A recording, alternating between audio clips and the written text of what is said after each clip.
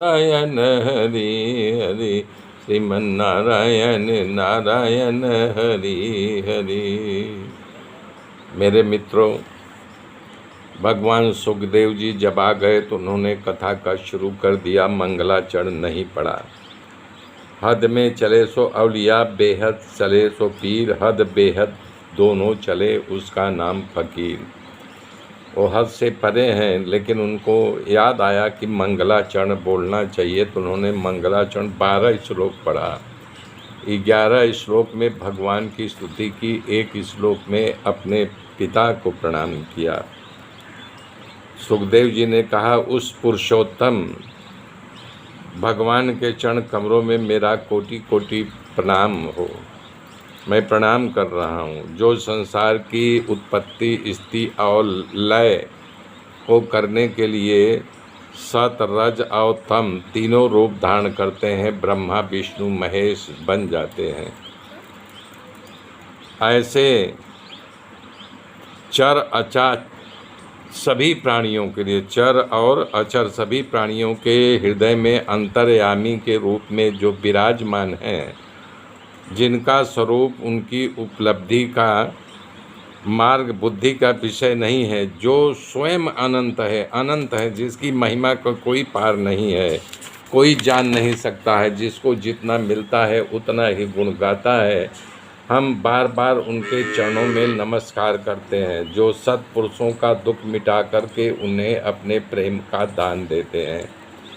दुष्टों का सांसारिक बढ़ती को रोक करके उन्हें मोक्ष, दुष्ट है ना, उनकी सांसारिक प्रवृत्ति को रोक लगा देते हैं कि इनकी दुष्टता का प्रादुर्भाव दुनिया के ऊपर न पड़े, किसी प्रकार से उसको रोक लगा देते हैं।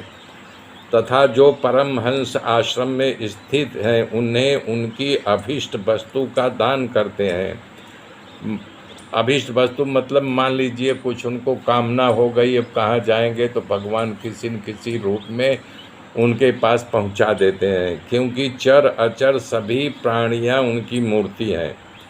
इसलिए किसी के साथ उनका पक्षपात नहीं है।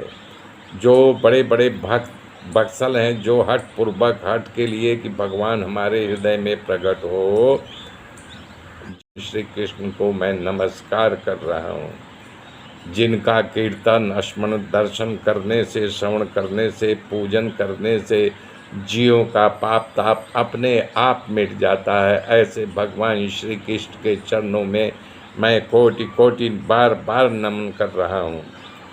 विवेकी पुरुष, विवेकवान बहुत कम होते हैं। आपको ज्ञान है, ज्ञान सब में थोड़ा बहुत रहता है, ऐश्वर्य भी रहता है, लेकिन विवेकवान बहुत कम होते हैं। लाखों में एक विवेकवान होते हैं। तो वही बोल रहे हैं, विवेकी पुरुष जिनके चरण कमल शरण में लेकर के अपने हृदय इस लोक और परलोक की आसक्ति को मिटा डालने के लिए परिश्रम या बिना परिश्रम का ब्रह्म पद को प्राप्त कर लेते हैं, उस मंगलमय कीर्ति भगवान श्री कृष्ण के चरणों में मेरा बार बार नमन है।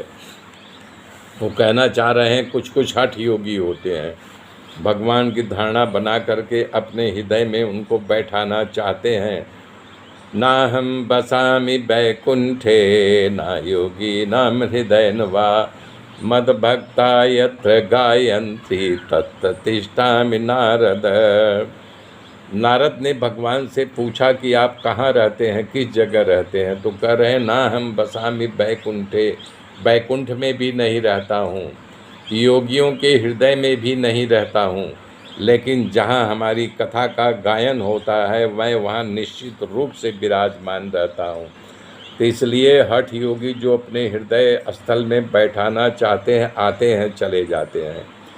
बड़े बड़े तपस्वी, दानी, यशस्वी, मनस्वी, सदाचारी और मंत्रवेत्ता, मंत्र को जानने वाले जब तक अपनी साधनाओं को तथा अपने आप को उनके चरणों में समर्पित नहीं कर देते, तब तक उन्हें कल्याण की प्राप्ति नहीं होती। जिनके प्रति आत्मसमर्पण की ऐसी महिमा है, मैं उनके लिए कटिबद्ध हूँ, उनके लिए दर्शनार्थ हूँ। मेरे मित्रों, आगे की कथा कल जोड़ूंगा, तब तक के लिए